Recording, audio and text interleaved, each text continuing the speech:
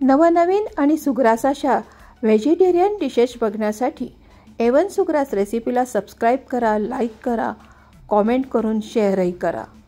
षष्ठीचे दिवशी भक्ता आनंद वर्तला हो, घेऊन दिवट्या हस्ती हर्षे गोंधळ घातला हो. नमस्कार, A1 सुग्रास रेसिपीच्या किचनमध्ये मी अमिता दाते आपणा सर्वांचं स्वागत करते. आज नवरात्रीचा 6वा दिवस. आजचा रंग आहे राखाडी म्हणजेच ग्रे कलर. या रंगाला साधर्म्य म्हणून आज मी करत आहे चिया सीड सरबत आणि खारेदाणे. अगदी सोपी रेसिपी आहे. चला तर आता आपण ही रेसिपी करूयात. आज आपण करत आहोत राखाडी रंगाची सर्वात सोपी अशी रेसिपी. राखाडी रंग म्हणजेच ग्रे कलर, म्हणून आज मी करत आहे चिया सीडचं सरबत आणि खारेदाणे.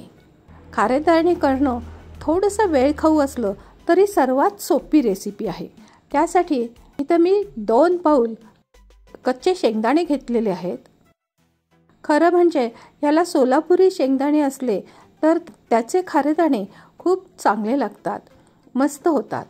परंतु मला काही सोलापुरी शेंगदाणे मिळाले नाहीत, त्यामुळं मी साध्या घुंगरू दाण्यांचे खारेदाणे करत आहेत. इथं मी एका पातेल्यामध्ये पाणी उकळायला ठेवलं आणि त्यामध्ये थोडं मीठ घातलं. त्यामुळं शेंगदाण्याला आतून सुद्धा मिठाची चव येते. हे पाणी उकळल्यानंतर हे शेंगदाणे त्यामध्ये घालून शेंगदाणे एक 10 मिनिटं उकडून घेतले.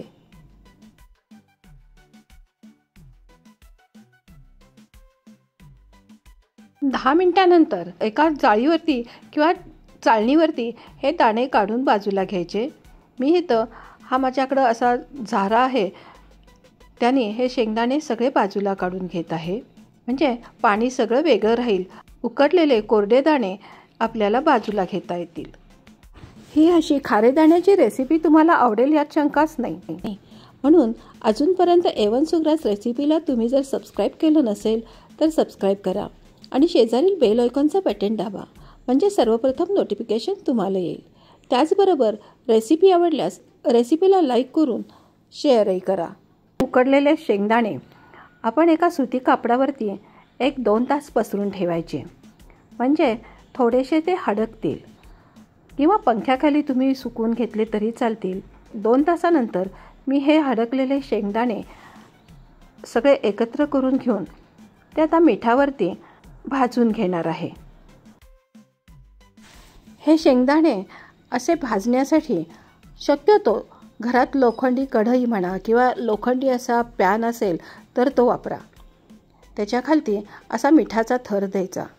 तुम्ही जर घरात केक करत असाल किंवा कोणतेही बेकिंगचे पदार्थ करत असाल त्यावेळेस एका डब्यामध्ये ते मीठ बाजूला ठेवायचं. ते मीठ आपल्याला असं उपयोगी पडतं.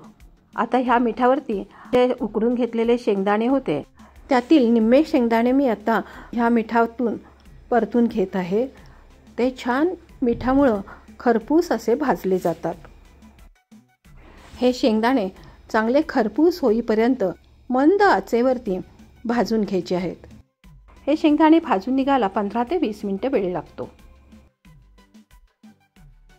हे शेंगदाणे भाजता भाजता तुम्ही इतरही कामं करू शकता, परंतु लक्षात ठेवा मंद आचेवरतीच हे शेंगदाणे भाजणं गरजेचं आहे, म्हणजे छान खुसखुशीत कुरकुरीत असे हे शेंगदाणे होतात.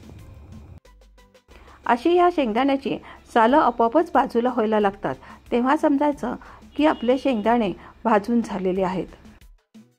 आता मी हे शेंगदाणे मिठापासून वेगळे करण्यासाठी ह्याच झाऱ्याचा उपयोग करत आहे, म्हणजे आपोआपच मीठ ह्या तव्यात राहतं आणि शेंगदाणे छान बाजूलाही निघतात. आता मी दुसरे जे शेंगदाणे आपण बाजूला ठेवले होते तेही अशाच प्रकारे करून घेते. हे बघा, इथं अगदी राखाडी कलरचे खारेदाणे तयार झालेले आहेत. हे शेंगदाणे तयार व्हायला वेळ लागेल, तोपर्यंत आपण चिया सीडचं सरबत तयार करायला लागूयात. इथं मी 1-2 तासापूर्वी 1 चमचा चिया सीड्स 4-5 चमचे पाण्यामध्ये भिजत घातलेलं होतं. त्याला आता 2 तास झालेले आहेत. हे बघा, चिया सीड छान फुलून आलेले आहेत.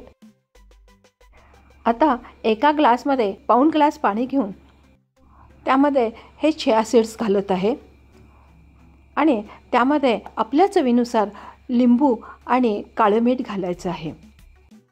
हे सरबत चांगलं ढवळून घ्यायचं आणि हे सरबत आपण पीत असताना सुद्धा प्रत्येक वेळेला चमच्यानी ढवळून मग एक घोट असं सरबत प्यायचं. कारण प्रत्येक वेळेला हे चिया सीड्स असे ग्लासच्या तळाशी बसतात. त्यामुळं प्रत्येक वेळेला हे सरबत ढवळून घेऊन मग प्यावं लागतं. हे खारेदाणे अगदी मस्त खुसखुशीत आणि कुरकुरीत झालेले आहेत बरं. हे बघा, अशी आपली अगदी मस्त म्हणजे मस्तच चिया सीड सरबत आणि खारेदाण्याची रेसिपी. पुन्हा भेटूयात अशी छानशी रेसिपी घेऊन. तोपर्यंत अमिता दत्तेचा बाय.